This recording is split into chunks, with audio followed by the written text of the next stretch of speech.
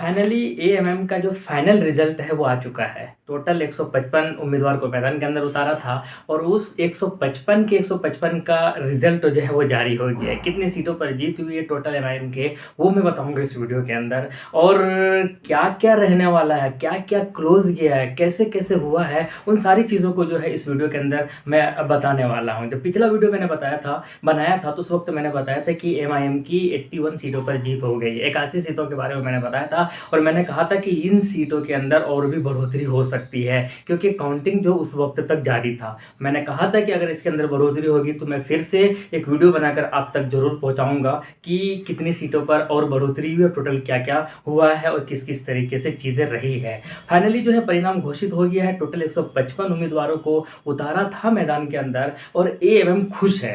AMM खुश क्यों है? एएमएम के जो टीम है महाराष्ट्र के, इम्तियाज जलील साहब, उन्होंने भी रिएक्शन दिया है और वो भी बहुत ज़्यादा खुश है। वो खुश इसलिए है क्योंकि वो सोचे नहीं थे कि इतनी सारी सीटों पर जीत हासिल होगी। वो ये सोचे नहीं थे कि महाराष्ट्र के अंदर एमआईएम वहाँ से भी जीतेंगे जहाँ जहाँ से जो है एमआईएम का कोई नामो निशान नहीं था। कहा यह जाता था कि एमआईएम जो है कुछ जगहों पर ही जो है एमआईएम रहती है महाराष्ट्र के अंदर, जैसे औरंगाबाद हो या कुछ कुछ जगहों पर ही सिर्फ एमआईएम है, बाकी जगहों पर नहीं है। लेकिन ये जीत जो है दिखा दिया कि एमआईएम पूरे महाराष्ट्र के अंदर अलग अलग छोटे छोटे जगहों पर भी पहुंच चुकी है, इसीलिए जीते भी है। कुछ जगह ऐसे थे जहां पर एक उम्मीदवार उतारा था वो भी जीत गए, जैसे परली के अंदर एक उम्मीदवार को उतारा था और वो भी जीत गए। कहा यह भी जा रहा था कि एमआईएम से थोड़े से नाराज चल रहे थे कुछ लोग कि आप और भी ज़्यादा सीटों पर उम्मीदवार उतारना था, लेकिन खैर जो हो गया हो गया। कहा यह भी गया था कि एमआईएम को और भी ज़्यादा मेहनत करना था। शायद एमआईएम ने सोचा नहीं था कि इस तरीके से रिजल्ट आएगा, वरना और भी ज़्यादा मेहनत शायद और भी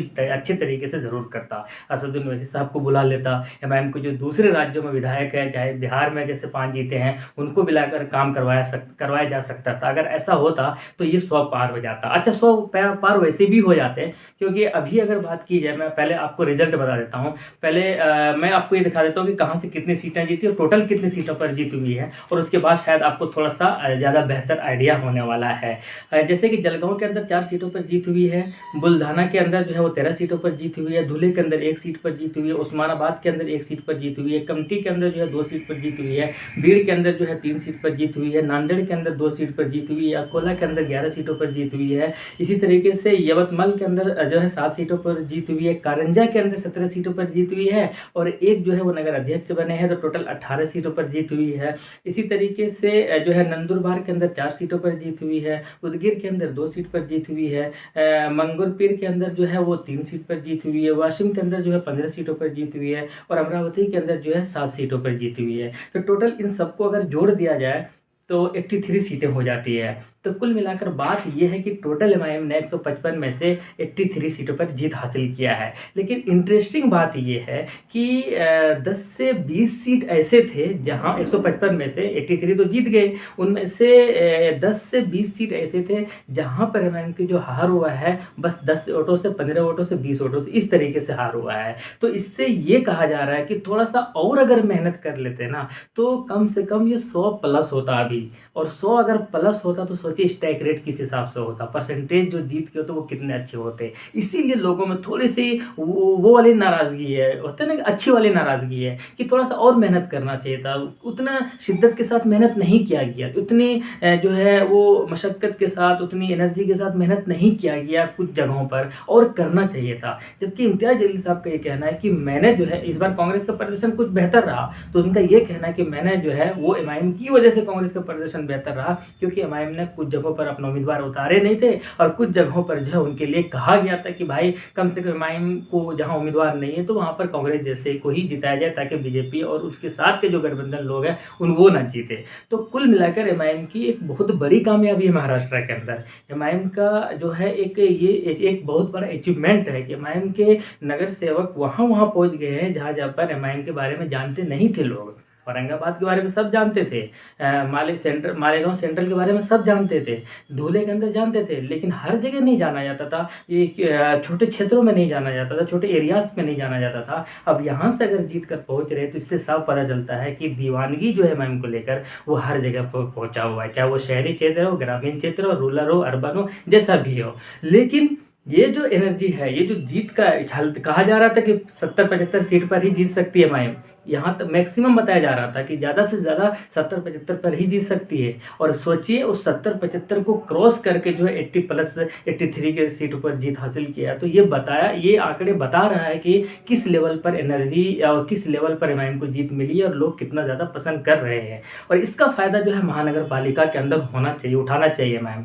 महानगर पालिका के अंदर ज़्यादा बेहतर तरीके से, ज़्यादा हिकमत से, ज़्यादा अक्लमंदी से और ज़्यादा एनर्जी के साथ चुनाव लड़ती है और लड़ रही है इस बार भी एमआईएम। नगर परिषद की तुलना की अगर बात की जाए, महानगर पालिका जो कि 15 जनवरी को जिसका वोटिंग होने हैं और 16 जनवरी को जिसका रिजल्ट आने हैं, वो शायद और बेहतर आपको रिजल्ट देखने को मिल सकता है उस चुनाव के अंदर। लेकिन विपक्षी दल परेशान है और ये रिजल्ट अगर देखेंगे और देखा ही होगा तो और भी ज़्यादा परेशान होंगे एमआईएम को लेकर। क्यों? क्योंकि जब बात रही थी कि विपक्षी के कुछ लोगों ने, कुछ नेता ने इलेक्शन कमीशन को लेटर भी लिख दिया था और उसके अंदर लिखा था कि सर एमआईएम को ज़्यादा फायदा हो रहा है महानगर पालिका चुनाव के अंदर। तो बोला कि कैसे ज़्यादा फायदा हो रहा है? बोला इसलिए ज़्यादा फायदा हो रहा है कि 15 तारीख को वो चुनाव है, वोटिंग है और 14 को जो है कोई पार्टी अपना प्रचार कर नहीं सकता है, लेकिन एमआईएम वहाँ पर प्रचार कर रही है और उसके लोग करेंगे। बोला वो कैसे करेंगे?